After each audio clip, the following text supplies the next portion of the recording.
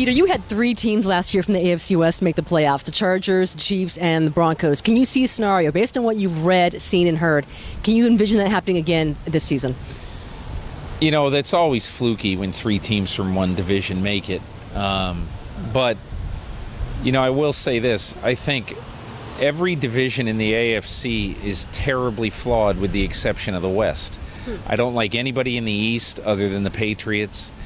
I don't know who to love in the North.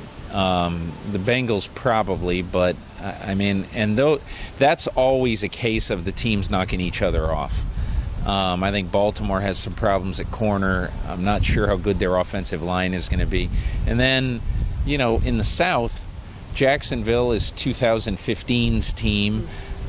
Tennessee, I don't really trust Jake Locker yet. I really like Indy. Houston is a sleeper, but Indy's the only team that I think is a sure thing there. So to me, I think the AFC West, I bet they'll get 2, but I just think it's too fluky to think they'll get 3 again. Okay, the team that didn't make the Oakland Raiders, is there any reason to think that the Raiders have improved themselves whatsoever in this offseason? I think it all depends if Matt Schaub, you know, can sort of slay his demons and be a good quarterback. I don't think you can count on a rookie to be really good early on. So even if Derek Carr is clear-headed, I'm not sure he's going to be good enough. And I don't know. I don't have a lot of faith right now in Matt Schaub. So no, I don't think they can do it. What do you like about the Kansas City Chiefs this year? I think the weaponry there is good. I think Alex Smith. I mean, to me, the 2 underrated quarterbacks in football this year who are going to be better than people think. I mean, Alex Smith was good last year, but he still has so many doubters. It's he and Josh McCown. And I think they're very similar quarterbacks playing in systems that are very quarterback friendly. So I think Alex Smith is good, and I think that they're going to get enough of a pass rush this year that they didn't get last year. Any concerns with that offensive line? A lot. I didn't think they should have let Asamoah go to Atlanta. And Brandon Albert, although he wasn't a great left tackle, he was a good left tackle. I'm not convinced yet on Eric Fisher, so I do think there are questions about that offensive line. There aren't too many questions when it comes to the Broncos' offense, but how about their defense? What does DeMarcus Ware add to them? The thing about Ware, and I talked to him this week in Denver, and one of the things that he said was, you know, last year in Dallas, he felt like he wasn't necessarily free all the time just to rush the quarterback. I think he feels this year he's going to be free to do one thing, and that's to get around that edge and get to the quarterback. The other thing is, I think Aqib Talib and T.J. Ward bring a toughness to the secondary that just wasn't there. Dominique Rodgers-Cromartie now and Champ Bailey are gone.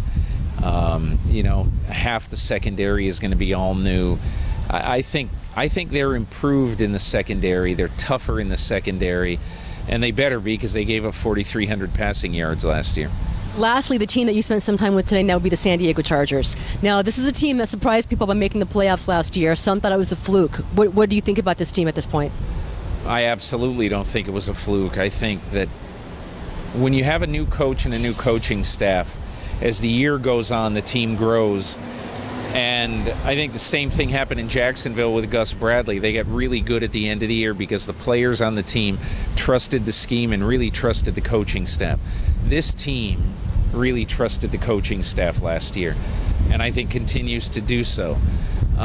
My biggest question about the Chargers right now is, can Dwight Freeney be what Dwight Freeney was? I think he's getting healthy. He's very enthused. Spent a bunch of time with him today. I think Freeney is going to come back and come back well. And then my other question is, of all the young front seven players, Ingram, Reyes, legit, okay, are they all going to blossom? Are they all going to start contributing at a high NFL level? They all have shown signs. Now the Chargers have to see consistency, and I like the fact that when I watch the Chargers on defense, I think John Pagano has gotten a good scheme and figured out a way to put them in position to make plays. Lastly, Frank Reich, I think, is going to be a guy to watch this year. I've known him for a long time. is a tremendously good person and a smart football guy. And, you know, you lose Ken Wisenhunt, he was a just add water offensive coordinator. And now Frank Reich, a little bit of learning on the job. Talk to him, I think he's very comfortable, and I think that they really like him. Phillip Rivers really likes him. Mike McCoy thinks he's doing a good job. But anytime you have a first-time offensive coordinator, you wonder how that is going to pan out. And, you know, he's going to be only as good as the skill players, I think, on his offense. Peter, the Chargers knew they had to go and shore up their pass defense. What have you heard on Jason Verrett, and how does Brandon Flowers fit into this defense? I think Brandon Flowers, first of all, he's got to have a comeback year, because last year he did not have a good year in Kansas City, and I think he needs to prove again that he, you know, 3 years ago he was a top 15 NFL corner, you know, and he really has slipped, and last year did not play well in Kansas City. So this is going to be a proving year for him.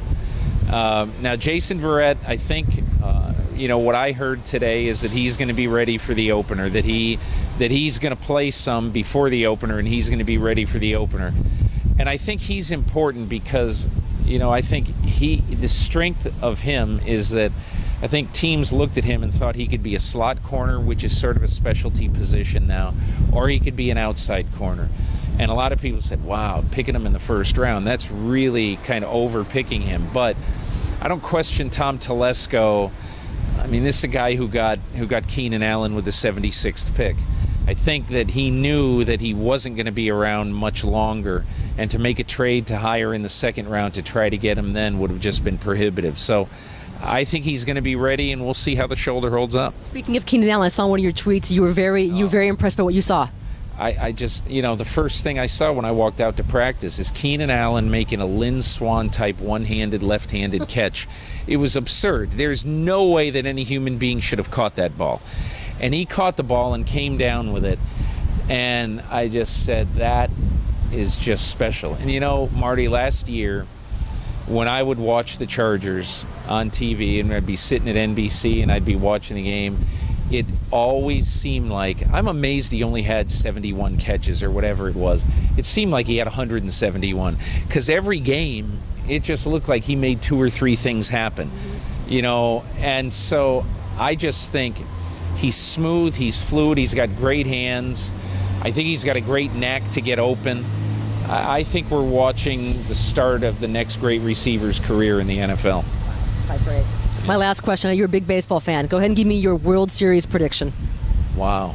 My World Series prediction. I saw you wearing that Nationals hat. That's okay. five walk-offs last 6 games. I'm going to take the Oakland A's, because I think that even though they're in a little bit of a slump right now, I think that pitching staff is going to be formidable.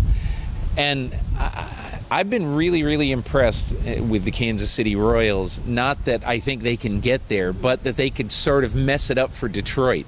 Can you imagine if Detroit's got to play a one-game winner-take-all, and somebody gets 3 early runs off Scherzer or whoever it is? I don't know. But I think in the National League, I like the Dodgers. All right, so you heard it here first. Dodgers and Oakland A's. Wouldn't that be fun? A West Coast series? I would love it. Yeah. The East Coast, they would hate it. If they have the World Series this year, they're going to hate it. Yeah, it's kind of been a fun season. It's been a very, very strange season, but you know, I feel for teams like, I feel for the Angels losing Garrett Richards. Yeah. That is really, really a shame. He was having such a great year, and at some point, one of these years, aren't the Angels going to win it? No? It's got to be. It has to happen. We need something good from a team in Southern California other than the Dodgers, especially when you're talking to the San Diego audience. Yeah, and the worst thing about my trip here this year, Marty, is that the Pods were on the road. No Petco. I mean, I'll tell you what, it hurts when you come to San Diego in the summer and you can't see the Pods. Peter, thank you for your time. We love the Monday Morning Quarterback and all the work you do for Sports Illustrated. Thank you very much, Marty.